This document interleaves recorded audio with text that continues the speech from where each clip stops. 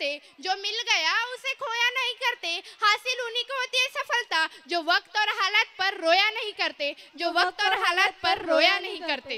तो इसी के साथ अब मैं बुलाना चाहती हूँ कृतिका वांदिले को यहाँ पर एक पोयम प्रेजेंट करने के लिए। तो जोरदार तालियों से उसका स्वागत कीजिए। मोर एक कविता सादर करता ज्याचे शीर्षक आहे मोबाईल। आई माफ कर पण तुझा मोबाईल जरा ऑफ कर।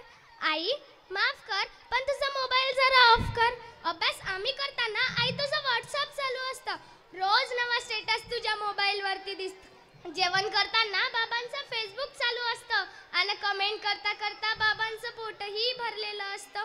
अहो बाबा, जिज्ञासू वय बाबा आमचं, प्रत्येक गोष्ट जाणून घेणं हेच काम आमचं। मग दिवसभर जे तुमच्या हातात दिसतं तेच आमच्या डोक्यात बसतं।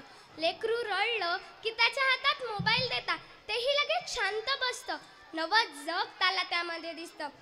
ते यंत्र गाजतं वाजतं खेळवतं हसवतं नाचवतं आणि कवड्या वयात नको नको ते दृश्य दाखवतं आणि ते दृश्य बघून आम्हीही आनंदी होतो। आई वडील झोपले की त्यांचा गुपचूप मोबाईल घेतो, याची साधी भनकही तुम्हाला लागत नाही, कारण ऑनलाईनच्या जगात तुम्ही ऑफलाईन वागत नाही।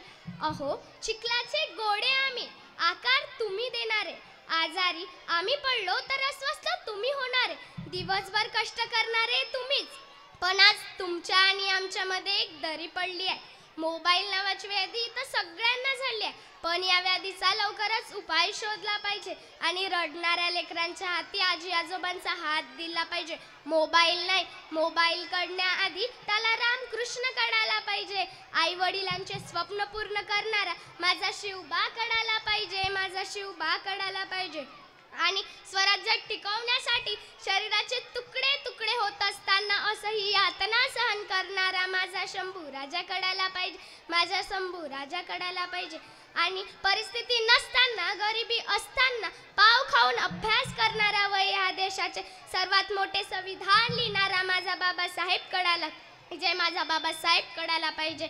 आई मोबाईल काढण्याआधी त्याला रामकृष्ण काढायला पाहिजे, मोबाईल काढण्याआधी त्याला रामकृष्ण काढायला पाहिजे। म्हणून म्हणते आई माफ कर पण तुझा मोबाईल जरा ऑफ कर, पण तुझा मोबाईल जरा ऑफ कर। धन्यवाद।